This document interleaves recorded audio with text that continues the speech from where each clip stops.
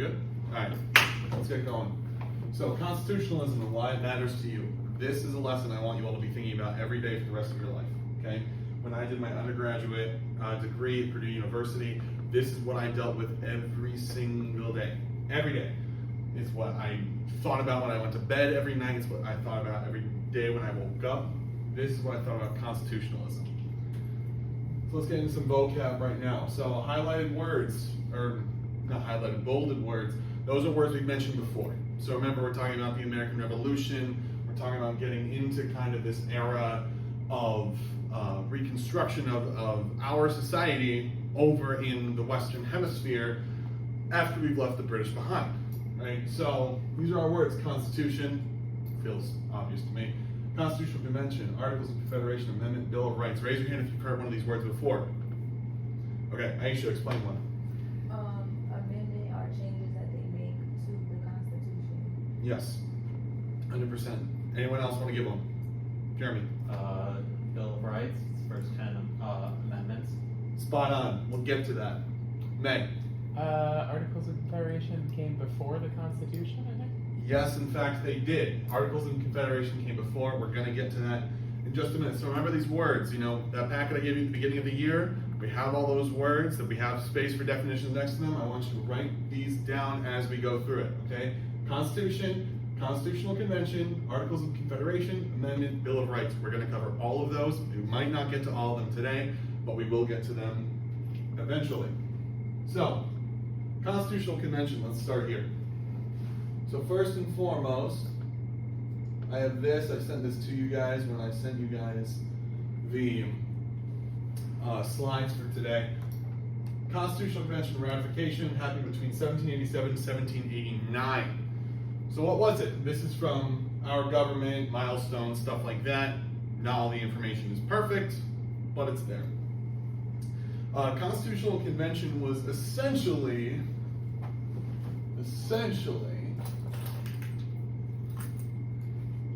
set to establish our new government.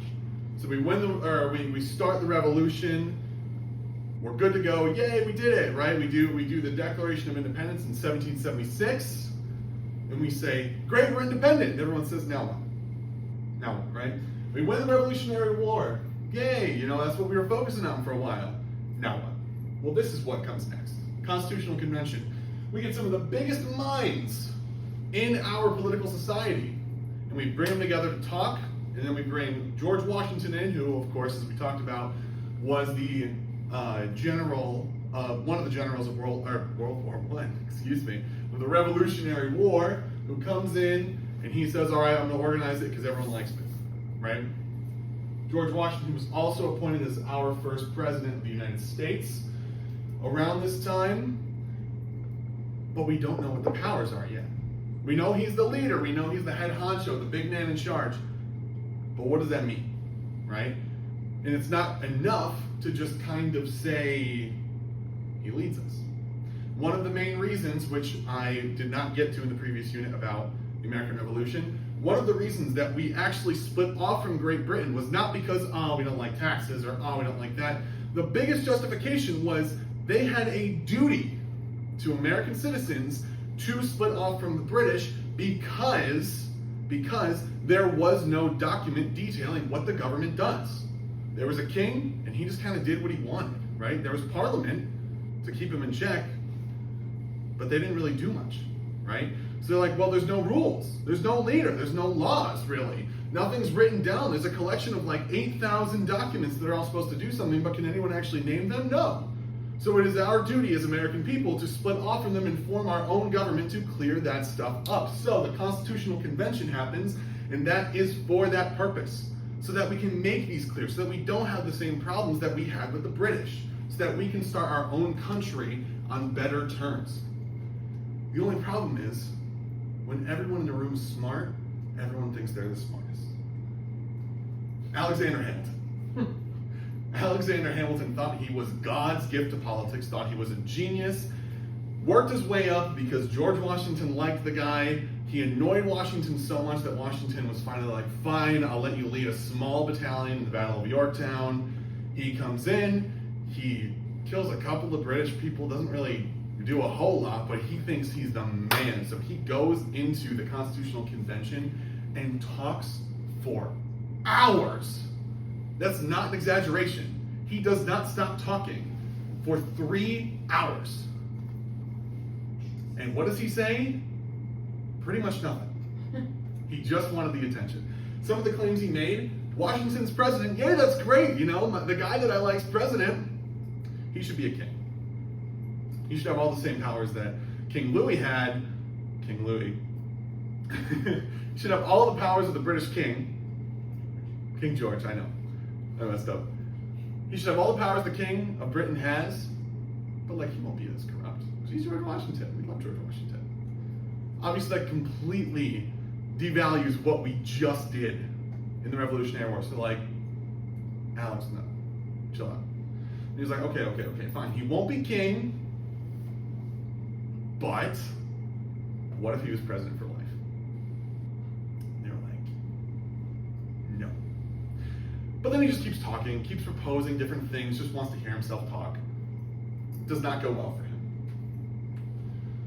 So we move on to the Articles of Confederation. This was the first draft. So one of the things that was weighing on people at the start of the birth of our nation was states' rights versus the federal government. This is a trend that will continue, that we will get to in a couple years when we talk, or a couple weeks when we talk about the Civil War. Okay.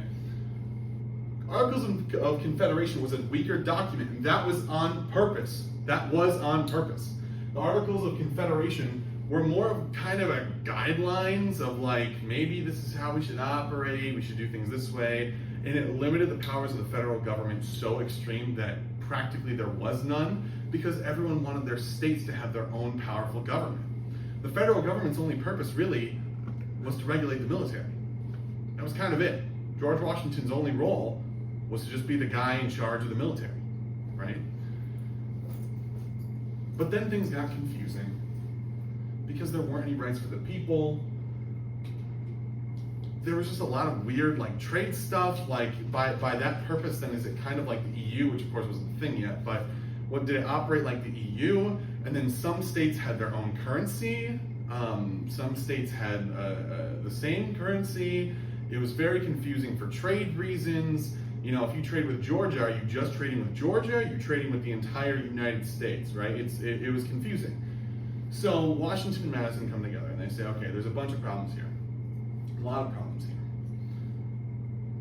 Main one being, we do not have any checks on us, on the government.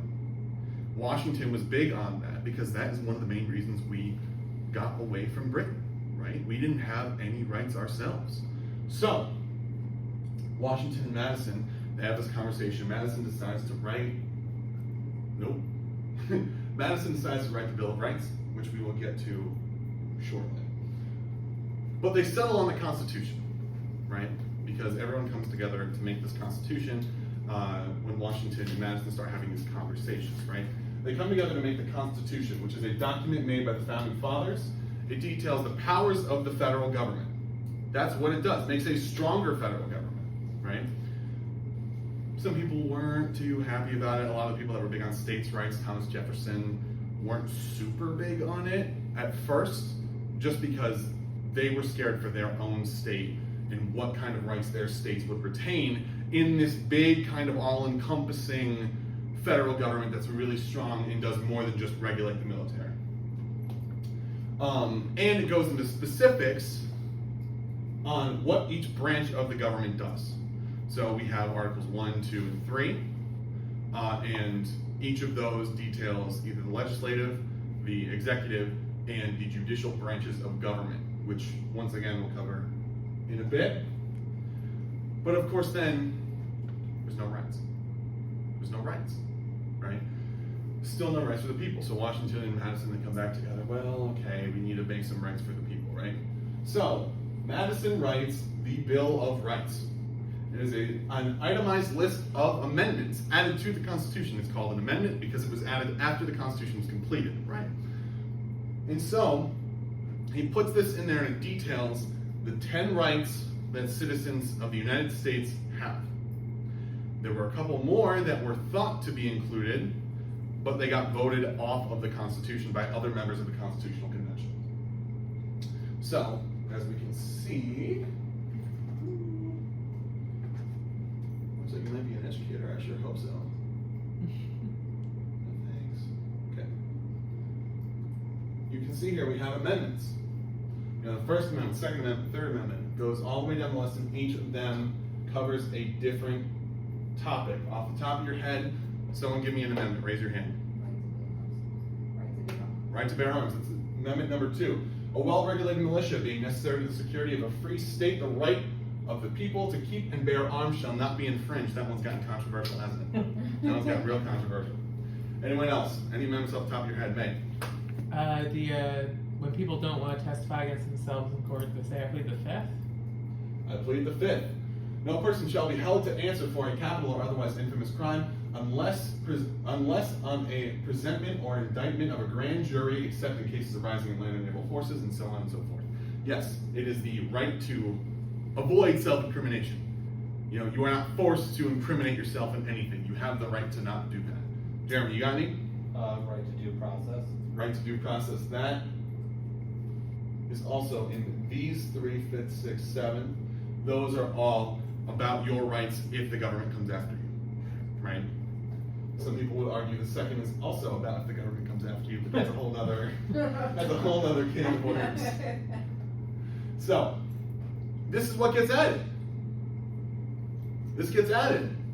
And everyone's like, yeah, oh my God, we did it. Yeah, we still don't want it.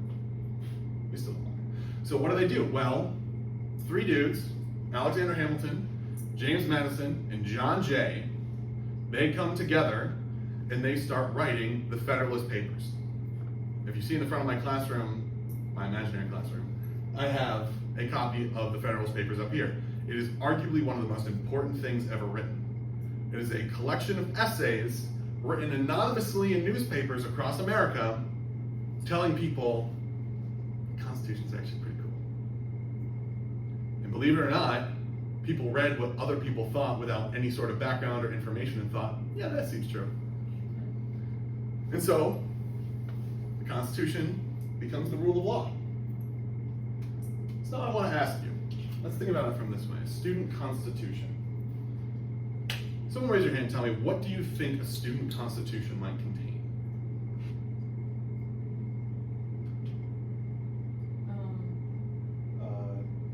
Your rights, what can happen to you in your defenses if you get accused of something? Sure, something along those lines.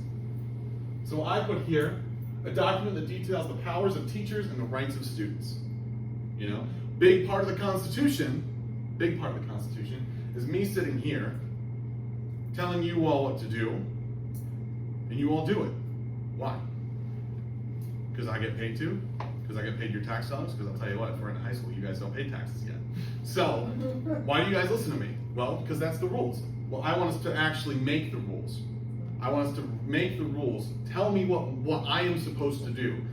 Detail what your guys' rights are. So, we should go order of importance. Let's talk here. What should go first? What are we including first in a student constitution? What Right to bear arms. Used to be a thing in schools, not so much anymore. Some politicians would love that these days. But what are you saying? I was going to say right to be absent. Right to be absent. Okay, so we want the right for students to be absent, right? Okay, what else do we got? Someone keep that in mind, right to be absent. Anything else from anyone? Freedom to say what you want as long as it doesn't incite violence or fear. Okay, so freedom of speech. Freedom of speech in the classroom. Okay, all right, we're getting somewhere. So keep those in mind.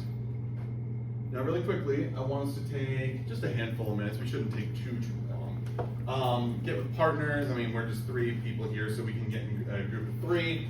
And I want you to write down, either on your Chromebooks or just a piece of paper, what do you think are 5 things to include in your student constitution? Whether it's rights, whether it's rules for me, the teacher, what do you think? I want you all to write 5 things down and talk amongst yourselves. So go for it.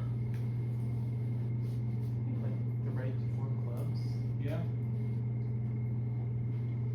Remember the 2 things we already talked about. Those are fair game. The right to reject. choose a preferable assignment? The right to filibuster. Choose. That's preferable assignment.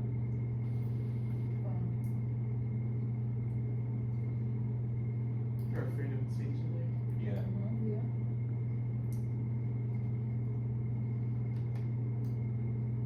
Right to be absent without being overly grilled.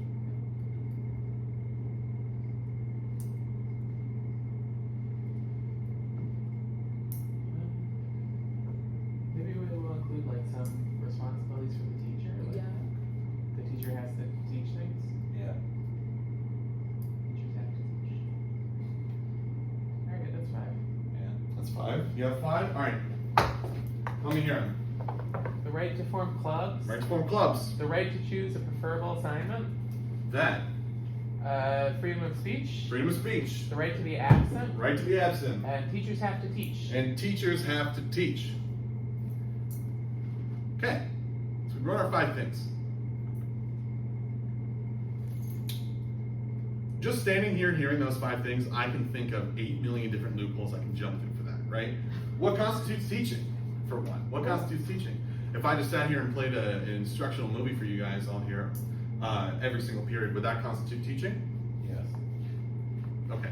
But this is to Technically, yes. this, Technically, we yes. would say, you know what we mean. Yeah. Yes, you would say yes. You know what we mean. But do we? I raise you.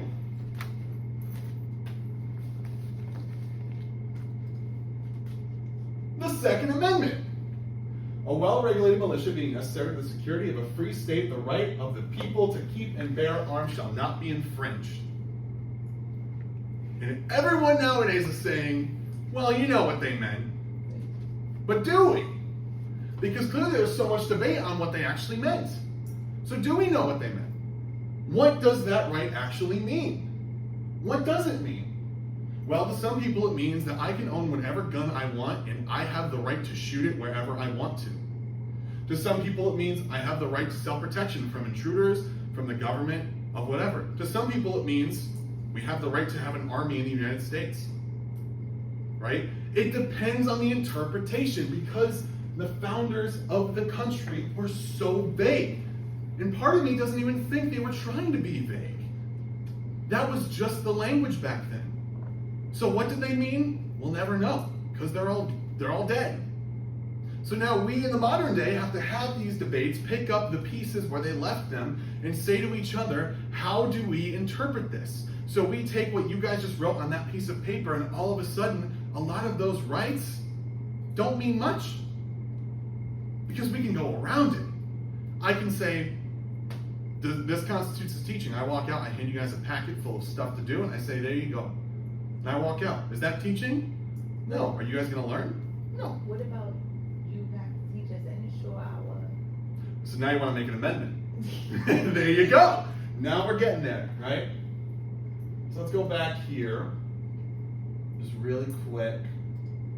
Let's just talk about this last slide here, right? So I'm going to have you guys all go on to Google Classroom and fill this out for tomorrow. We're going to talk about this tomorrow. We're going to talk more about these loopholes, kind of how we can construe things to make it beneficial for us at the time. What did you miss? What surprised you? What could you have done differently? What didn't we include, right? You want to include another 12 amendments to your student constitution? Go for it. I just want to see that you guys are actually thinking about it. Right? I want to see that you're thinking about it because I want every single one of you, when you open up the news and you see something, I want you to think, how does this affect my constitutional rights? Because that is the most important thing to you in this modern government, to the American government in its totality, right? Think about that. We're good.